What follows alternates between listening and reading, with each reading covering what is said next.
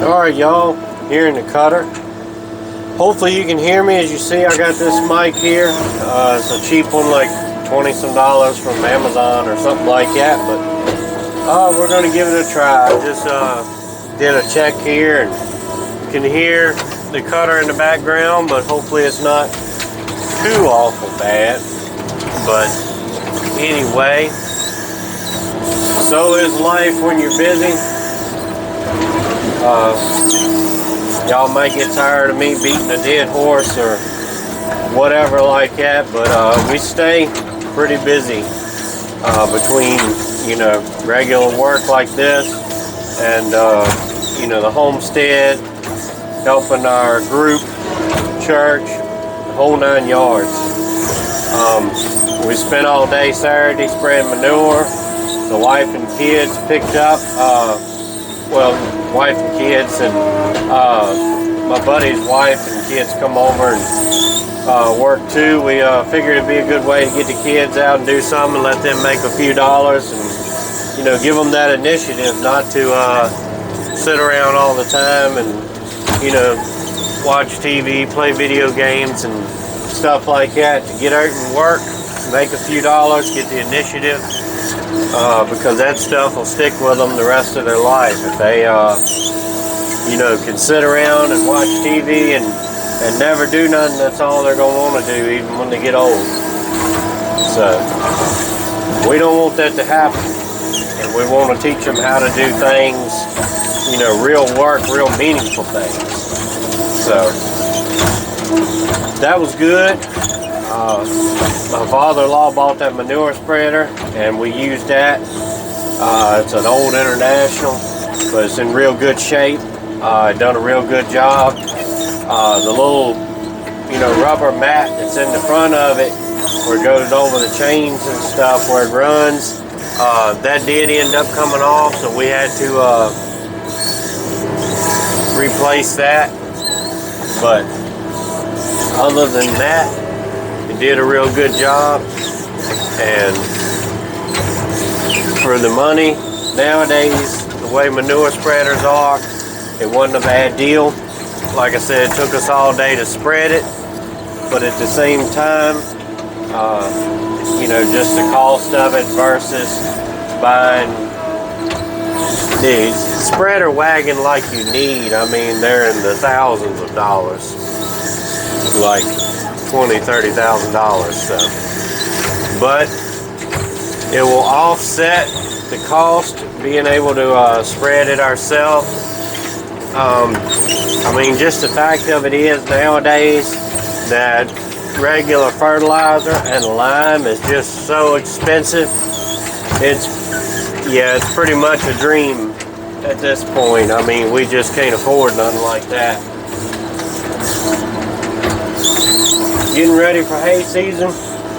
Like I said, we put that stuff down and we got a couple of more fields that people told us we can cut, so we're getting ready for that. You can't never have too much hay. Whatever you have extra you can sell, so we're looking at that.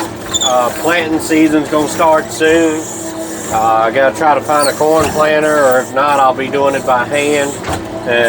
You know, spots we plowed up to plant corn for feed in. Be garden time. Like I said, with hay, going over the equipment, make sure everything's good to go. I need to put some pickup teeth in my square baler. I just talked to a guy. It's a buddy of ours, been for a long time. Does a lot of mechanic work on farm equipment and has done some on our logging stuff here. And the baler I got's an old International, and he's an old International man. So I texted him earlier to see where it would be a good place to get them pickup teeth, and he told me. Also, he's got a square baler over there. It's newer than mine. Mine's a 46. That one's a 440, and he said just needs a few little things done to it. And he said a lot of the same parts on mine will fit that one too.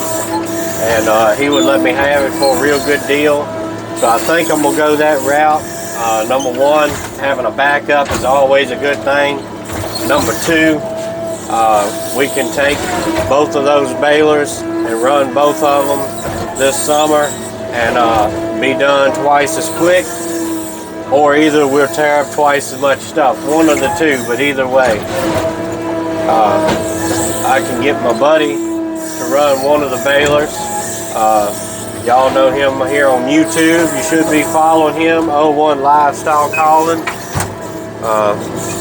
You know, that's my right-hand man right there. Ever since we got together and started hanging out, we help each other doing whatever each other needs, you know.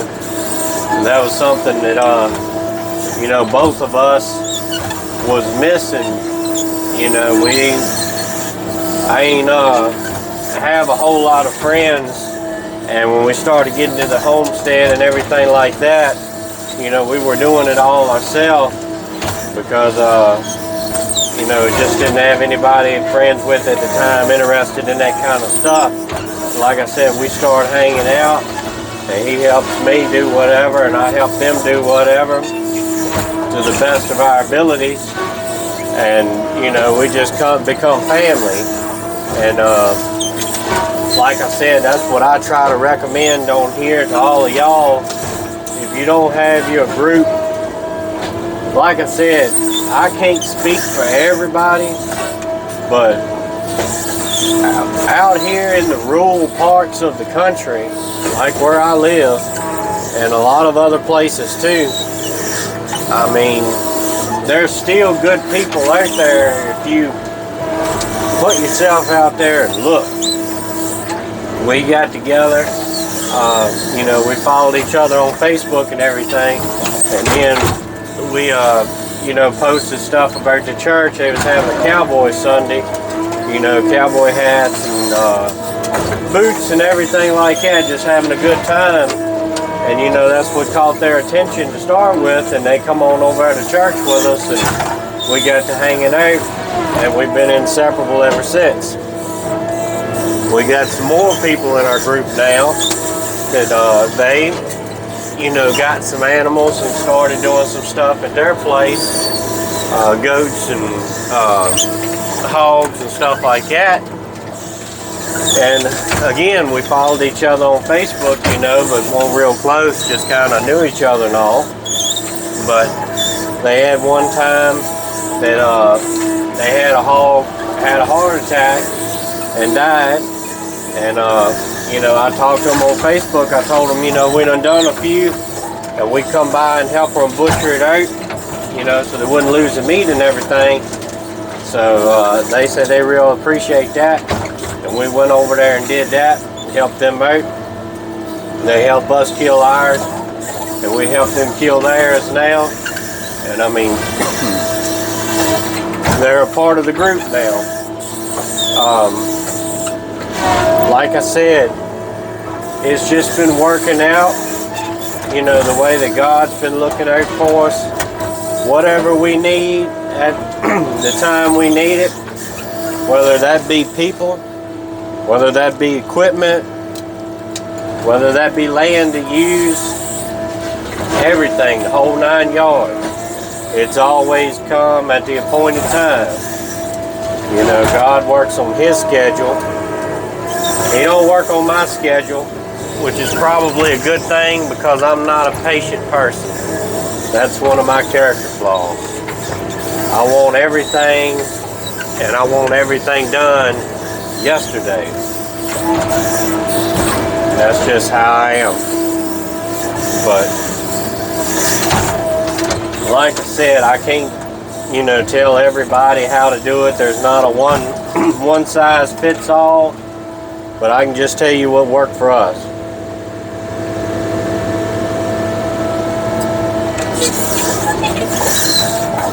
So again, hopefully the audio quality is halfway decent, or either I done wasted 10 minutes of listening to me talk to myself. But I try to show as much as I can on here.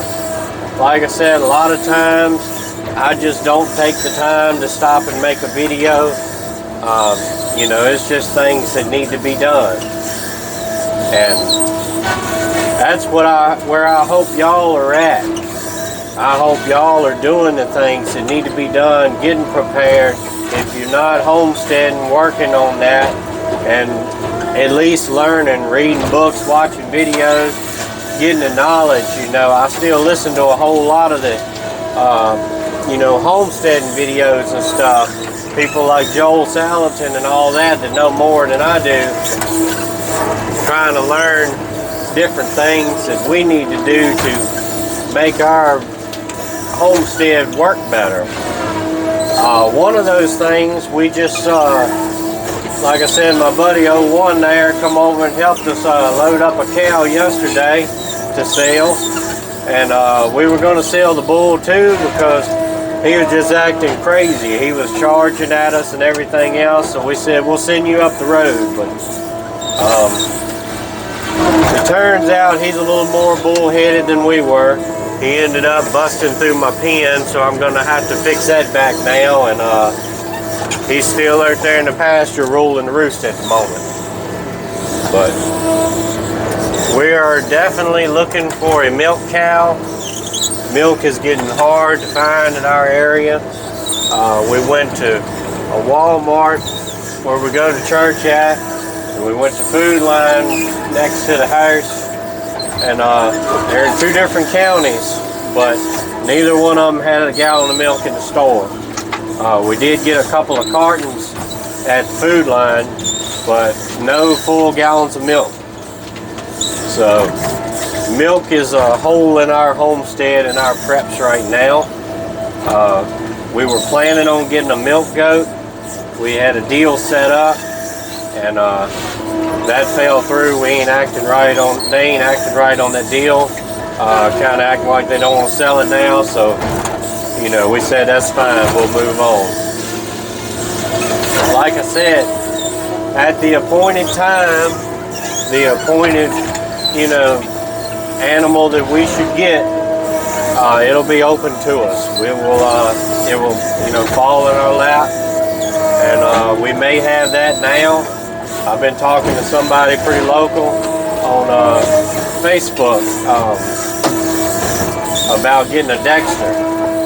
We're looking at a Dexter because you can use them for beef, you can use them for dairy, and you can also train them to use like ox, you know, pulling plows and things like that. So that would be a good thing too. I'm sure it would take a whole lot of time and all that to train one that way, but the fact is they have the potential, so that's pretty cool. So we're gonna see how that turns out. We'll probably go take a look at them next week. And like I said, I feel bad not making as many videos as I need to. Also, it's not as many in depth. I really like to do videos where, you know, I show y'all something, maybe teach you something. And I just hadn't been able to do much of that here lately. We just have a whole lot of irons in the fire. And like I said, I think I did a little YouTube short video or a post or something like that, but you know, we're doing the things and y'all need to be doing the things.